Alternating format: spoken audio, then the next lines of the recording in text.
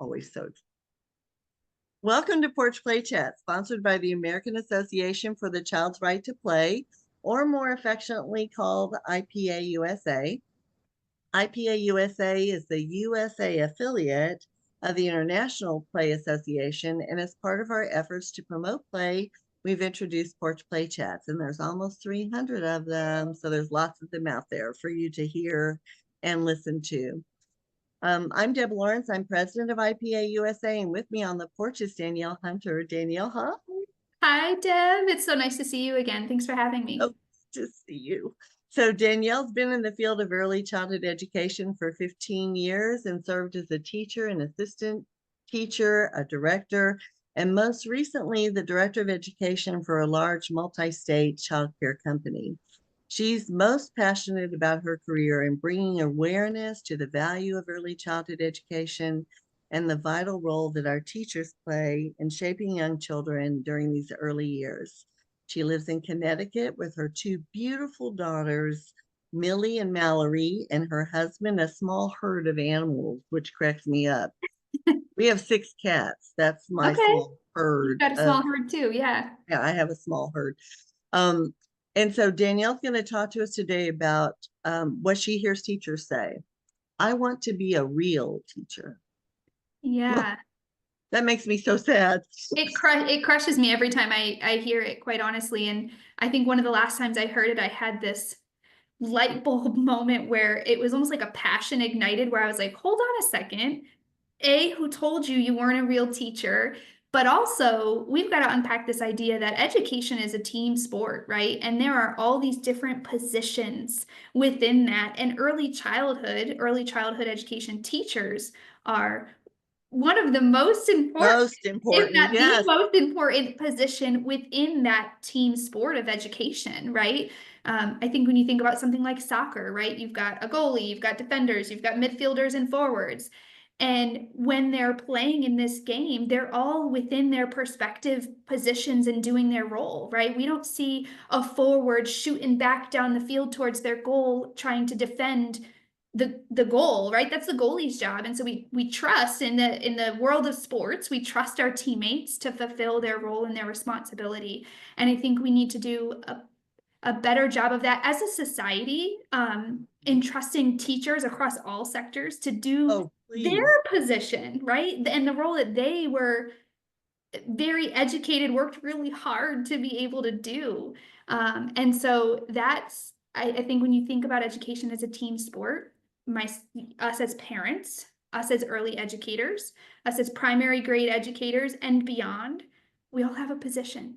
Yes. And they're all really valuable. And when we step outside of that position, for the sake of fulfilling somebody else's earlier because it's better, we leave this gaping hole, and that hole happens to be in children's development and their growth and their learning, which is a lot more at stake than a hole in, your line of forwards and getting getting to shoot on the opponent's goal, right? We're talking about the lives of these young children and their future success. And if we don't lay that foundation, which is our work in early childhood, our work is to lay the foundation that they build on, all that prior knowledge that they need to be able to make those learning connections later. Yes. That because they've had that prior knowledge and that experience, and those synaptic connections in their brain have been able to get really thick and deep and strong,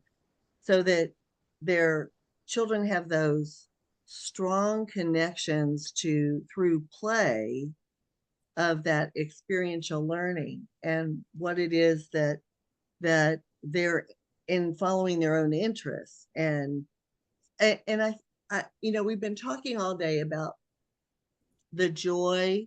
We've lost the joy in early childhood, and we've lost the joy in kindergarten, and we've lost the joy in first, second, and third grade. And that's part of what we instill in them as early educators, right? It is laying that strong foundation. It's creating those really strong relationships and connections that help give that love of learning. Learning should be fun, right? It should be this joyful experience. Yes, it should be the opposite of what children feel, where it's drudgery, where Yes, they're bored, and where they lose self-confidence because they're being asked to do things their little bodies and brains are not yet ready for. And so absolutely. that it's almost like we want them to, how you, as a new parent, oh, I can't wait till they walk. And then they walk and you go, oh my God, you Yeah. know, Yeah, absolutely. We're so got more eager to work now get to that they're walking. that next space. And I think a lot of this comes from society pressure or society, the message that earlier is better. And we know that's not true, right? It may seem like doing that skill earlier initially is better, right? Like they're ahead of the game. But when you think about something in the context like reading, right? They show by like third to fifth grade, everybody levels out. And sometimes those children who have learned to read later surpass those that learn to read earlier, right? So really kind of debunking this idea that earlier isn't better and it's okay to stay within your lane and your position and do that really well and know that that is what those children need. That is the readiness they're going to need to be able to do everything else in life, right? It Yeah. doesn't have to be readiness isn't giving them the skills earlier. It's remembering what your purpose is in this team sport of education, right? So, as an early educator, remembering that your relationships, your real and relatable experiences, your hands on and active and play experiences, they're enough. They're more than enough. They're everything that these children need in these early years. And we don't need to feel pressured, right? We Yeah. don't need to, one of the things that I feel like we have to really consider in early childhood is that the pressure that families feel and the pressure that we feel, especially if we have people who are supervisors who aren't really grounded in development, is that what we have to do as advocates for young children and advocates for play then is we have to make learning visible, right? We have to take what we know is happening in early childhood through play, and we have to be able to describe it. We have to be able to Absolutely. relate it and say, here's the foundation that they have to build on and strengthen in order to be able to do this later. These are it's like a baby growing in the womb. They do not come out of the womb ready to walk. There are steps that have to be taken, development that has to take place. And if we can help parents recognize what those steps are and what those building blocks are, then I think making that learning more visible, and Reggio Emilia has taught us how to do that, making that learning visible to families relieves the pressure that they may be feeling Yeah. about being their child ready. Absolutely. One of my favorite phrases is scribbles matter. Because I feel like when you get to preschool, the hype becomes reading, writing, knowing your letters. And I always love to tell teachers scribbles matter. So that very young toddler who Mhm. makes all the dots on the paper, like I'm like, you've got to be able to talk to parents and really anybody who comes in your room that is a pre-writing skill. That is a rite of passage. This is they're writing, right? It's not going to look Writing. like what it looks like for you and I, but we had time to do that when we were younger, right? We had time to make those progressions through the art of scribbling. Yeah. And I always say to teachers, think about it if a child never got an opportunity to make a swirl or a zigzag or a straight line or draw that big circle, right? How many letters become a lot more challenging to write when you don't have that foundation, right? And so I think you hit it right on the head. It's being able to speak to what seems like very simple play and talk about how that is really setting that strong foundation and what sort of learning is happening there. Well, I always talk about the prerequisites, right? Mhm. So, and that's exactly right. One of the things that's really interesting to me in the college classroom with students is that when, let's say, they're creating an environment for infants or toddlers and they've chosen toddlers, it's amazing to me how many flashcards they think they should have Yes. and how many times they want toddlers to be gripping a pencil.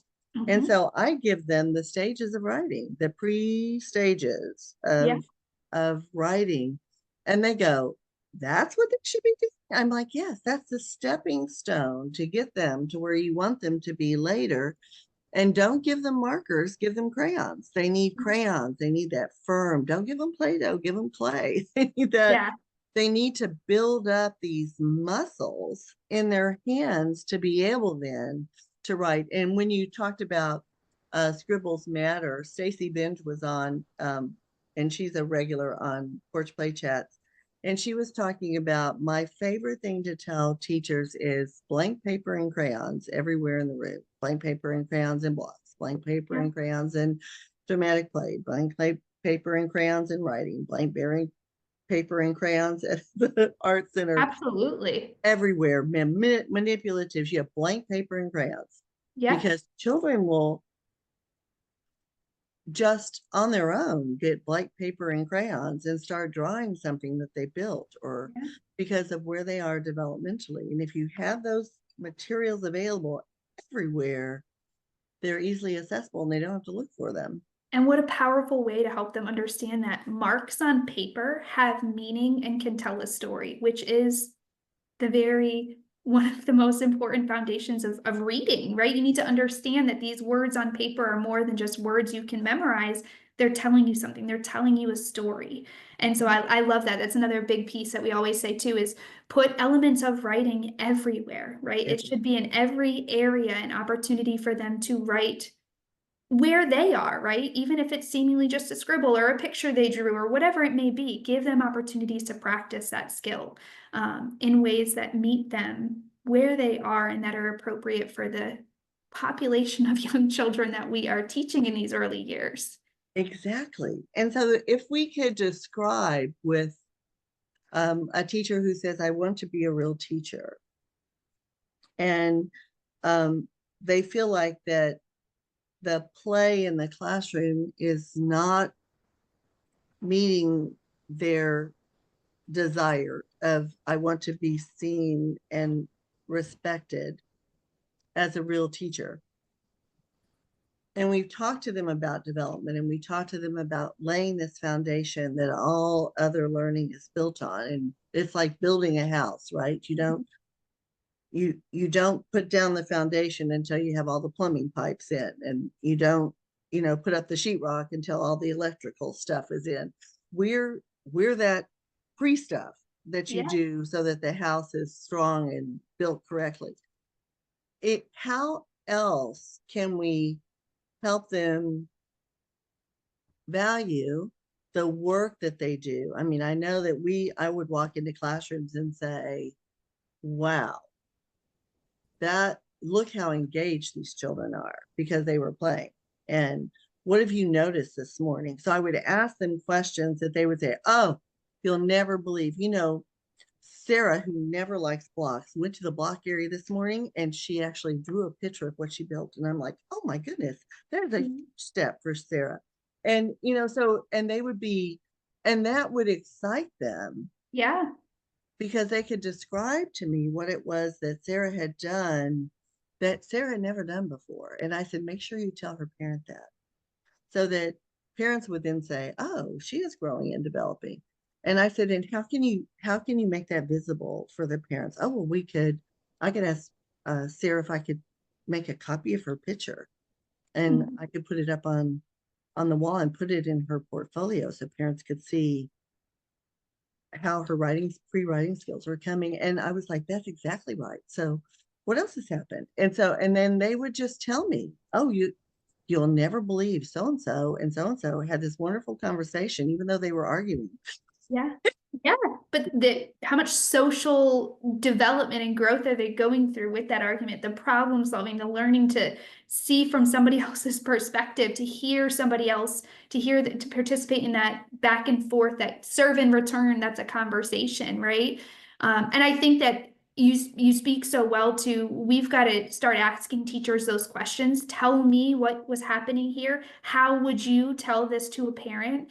And I think from an educator's perspective, an early educator's perspective, it's a shift within ourselves, which took me a really long time. I empathize so much with teachers because I remember being not having the confidence that I do now to really say, hold on a second, you are a real teacher, and what we do here is real, it's real learning. Mhm. So I really empathize with them, and I think it's a shift in yourself and just sort of finding a way to ignite your confidence and really know that you hold your self-worth and your value, and we can't let others take that from us. And there's a quote that I heard from a fellow ECE advocate where she had said to me, Danielle, people don't value what they don't understand, right? Yeah. And so I think sometimes, in most cases, at least I hope, that the misunderstanding for what we do comes from a place of just not truly getting it. And so when we talk about that as educators, when we can take that step and say, hey, let me show you, let me talk about why this is so important, or Mm. what else is really happening here beyond Sarah's just drawn me this great picture. Let me tell you about what this really means. I think when we can do that, we can pull outsiders, if you will, into Mhm. our world and really help them understand, oh, like it's that simple, right? I think sometimes we think learning and evidence of it has to be very complex. Mhm. I think the other shift we have to make is, what is evidence of learning? I think for so long, it's the things like seeing the flashcards, seeing the calendar on the wall, having the Oh. worksheets sent home, things Mm. like that. That is, I think, where the emphasis has always been on what constitutes evidence of learning and real teaching. And we've got to work to shift that, right? Because it's in the class book you made that's full of pictures of this really great experience you might have had. It's in that charted response of young children's thoughts and ideas on a learning experience they had just had, right? But are we making that visible, and are we really highlighting these things to parents? Because if we're not, we miss an opportunity to help bring them into our world. So I think it's a little twofold. I think it's our own recognizing that we hold our self-worth and our value, right? And nobody should be able to take that from us. We've Mhm. got to be able to talk about it and confidently really speak to it. But I think it's also reframing what evidence of learning means, right? What is it's your learning's not measured by your flashcards that you do during circle time, or Yeah. whether or not you check the weather with that little bear that's wearing flip-flops and a bathing suit to mean summer, right? Like that's not your learning. That's not your learning. And I think the other thing is sometimes if you have a the leadership in the building who are hearing parents say, well, are they going to be ready? What are they going to do? Who Mhm. puts more emphasis on the lesson planning? Yeah.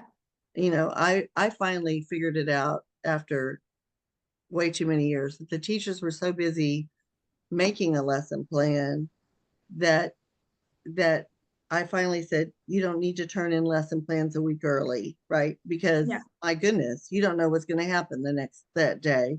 Yeah. And so they started filling out their lesson plan, right after lunch during Mhm. nap time. Here's what we did Yeah. because I Here's what followed actually happened. Yeah. here's what actually happened. And they would say, oh my God, I would spend hours on that lesson plan. I said, yeah, so you were planning for something that you had no idea if it was even going to happen, right? So let's not waste our time on that. I just want you to focus on what really happened and document what really happened and take photos of what really happened, and let's make learning visible so that people see what is going on and the depth of what is going on. And then parents will feel confident. Oh, I see. When I was a teacher, I did the draw your family. Yeah, I was a preschool teacher and then a kindergarten teacher. Draw your family. And that was a teacher directed thing that I asked everybody to do in a small group. We did a little, 2 or 3 kids. I would say, okay, this morning, sometime during free choice, will you come by my table? Because I have a special activity I want you to do, right? So they would come when they were ready. And I would ask them to draw their family. And so they would draw their family. And I said, okay, so can you tell me who's in your family? And so they would tell me. And I said, can I write it on the front or should I write it on the back? And they would say, on the back, don't Yes. my drawing. Don't. So I would turn the paper over and I would say, who's in your family? And they would tell me who was in their family and I'd write it down so that they would see it. And I did that in the beginning of the year, in the middle of the year, and at the end of the year. And that was the writing sample all Yeah. through, and parents could see, oh my God, look how much they've grown and developed. And then I brought out the little writing, developmental pre-writing things. This is where they are. And so, and we did the same thing with language. Yeah. I'd go take a language sample, and then 3 months later, I'd take another language sample, and then 3 months later, I'd take another language sample, and they would be able to see the vocabulary that they had built over time. And so, that is making learning visible. Absolutely. As a And parent, you talk about drawing of people, I'm instantly brought back to my youngest, and remembering seeing that progression and being so like just in awe how she changed over a time period. Her favorite feature, I think it was her last preschool year, her final year before kindergarten. Beginning of the year, she had her potato-like person. Then it got more intricate, like middle of the year. The biggest change, one of the features always makes me laugh, belly buttons. That was the detail on people that that was like one of the most prominent features that everybody had to have. And then it was eyelashes. And oh yeah, she might do makeup girl, so it made sense because she loves mascara and all the play makeup and things like that. So it was funny. She'd have like these big, beautiful lashes, and mm-hmm. everybody had to have a belly button. But it was so fun to see that progression. And I remember being like, wow, like those are not, I don't know that I've ever seen a child pick up on those details of people as like the next phase of drawing and writing. It was so funny. And isn't that, it's so unique for her, Yeah. right? Because not every child would do that. And the joy for the teacher is to say, wow, I wonder what she was thinking about when she was making sure those two body parts Yeah. were prominent on here. And then that, what you did, just did a flashback to toddlers who all of a sudden find their belly button and they want to show everybody. Oh my Mhm. God, I truly love that stage. Yes, It is so, it just makes childhood so precious it to does. have those to be able to see those and appreciate them for what they are. Or when Yeah. the infant is laying on their back on the floor, hopefully not, contained by any device, right? So they're laying on the floor, and all of a sudden they find their feet for the first time. Mhm. It is it it is the joy for me of seeing that happen, that people sometimes don't, oh, they just found their feet. No, they found their feet. Yeah, they're starting to realize that they're this person, their sense of self and who they are. Not to mention the fact that once you add in this dialogue, this narrative, interactive conversation between the adult and the child, you're enhancing their vocabulary. They're giving them these new words, right? That's all learning and language, and it's all that strong foundation that they need. And we should feel lucky. And so this is the other thing I want us to consider. I'm just looking at the time. What I want us to consider is that you should feel, as early childhood educators, so lucky that Mhm. you don't have third grade standardized tests hanging over your head. You have Yes. nothing to do with third grade standardized tests. Yeah. You have no responsibility other than to let children play and develop the Yeah. way they're meant to play and develop. And you don't have a principal coming in to observe you that says, what are your objectives for the day, and expecting everybody to have the same objectives. Yeah. You don't have that. And so, there's value in not feeling so pressured, and not being afraid you're going to get in trouble because you're doing what's good for children, not what they're asking you to do. Right. So Absolutely.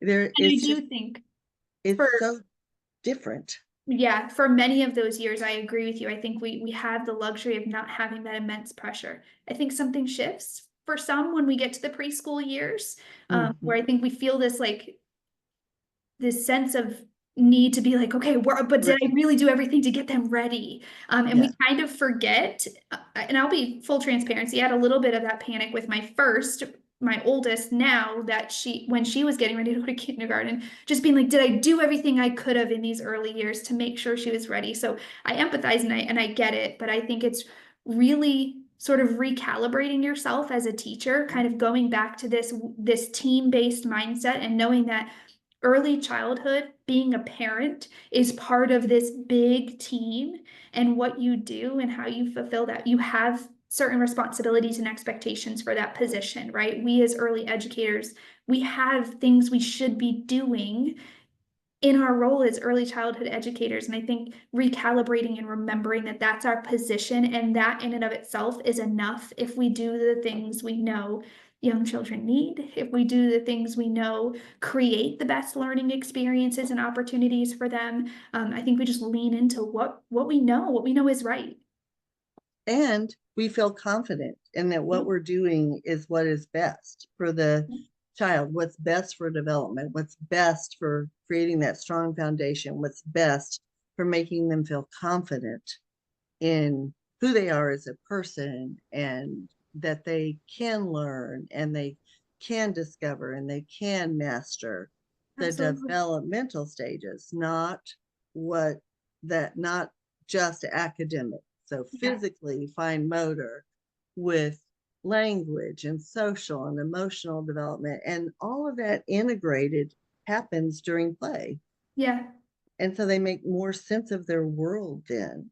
For sure. I just was having a conversation with somebody not too long ago, who we were talking about parents who sometimes make the decision to keep their child in a preschool setting for an extra year instead of sending them to kindergarten, even though they're eligible. And this person had said, majority of the time it's because they don't feel they're socially or emotionally ready. And I kind of laughed and was like, well, would you look at that? Like, that's what we're supposed to be doing, right? And certainly exposure to literacy, exposure to those academic concepts is really great too. We want rich environments that have books and all those opportunities to write in multiple places, but not at the cost of those social emotional skills and that development, or that health and physical development that, when you get ready to send them to kindergarten, now you're second guessing if they're even ready because you feel like they might be missing that. That's what we do here in early childhood, right? It's all parts and pieces of these young children, not just the ones That that think, foundation. Yeah. It's yeah, part of get the that most attention. foundation Absolutely. of learning that is needed. So what do kindergarten teachers say? Oh my goodness, I have so many social and emotional, I have children still throwing tantrums. Well, it's because they never were able to progress because of what we were doing. Yeah. So it's the circle time for 30 minutes with toddlers. Have you lost your mind? Is Yeah. that pleasant for If you any? didn't, you will after 30-minute circle time with toddlers. Oh my God. And Karen Miller, I don't know, do you know Karen Miller's work? I don't. You're young and I'm really old. So Karen Miller is was the expert. I don't even know if she's still alive because she was old when I knew her, and I'm old. Karen Miller was the person who wrote Things to Do with Todd's and Twos, Okay. and then More Things to Do with Todd's and Twos. And she had development. She was amazing. And her books, if you can even find them in print anymore, were the best books to give to toddler teachers. She came in when she was writing More Things to Do with Todd's and Twos. She called me on the phone because she lived in Colorado, and she called me on the phone and said, "Hey, can I come play in your toddler room?" I said, "Are you kidding?" "Yes, come play in the toddler room." She said, "I'm writing a book, and so I just want to play in a toddler room for a couple of weeks." And I said, "My teachers will love it." And so she came in, and after like the first 3 hours she was in there, one of them came out for their break, and she said, "Oh my God, I have almost had a college course in toddler development watching what she is doing with toddlers," because it was organic, authentic. Children would bring her something, and then she would talk about it, and she would say, "Do you want to put on the hat, or should I put on the hat?" So all the language and Yeah. wonderful stuff that was authentically happening in a classroom, but not that she was directing. Yeah. And It's and I had amazing. great toddler teachers, and they were still like, "I feel like I just went to a master's class." I love that. I mean, it's amazing. It's amazing what organically just sort of falls Mhm. and transpires when you just are present and ready to kind of engage, and you give yourself permission to not want to control, but just sort of be sucked in by their invitation into what it is that they're doing. Yeah. Oh, it's just so beautiful. Mhm. Okay, well, hang in there while I close this out. Don't go anywhere because I have like 22 things to say to you. To learn more about IPA-USA, please visit our website at IPAUSA.org. Up in that top right-hand corner are the links to Facebook, Instagram, YouTube, and Spotify. So all the Porch Play Chats are being loaded up into Spotify, so you can listen to them on your commutes going back and forth to work. But every Monday, if you subscribe to Facebook or Instagram or YouTube, magically, every Monday morning, a new Porch Play Chat will appear in your feed. So until next time, thanks, Danielle. And Thanks, until Deb. next time, keep on playing.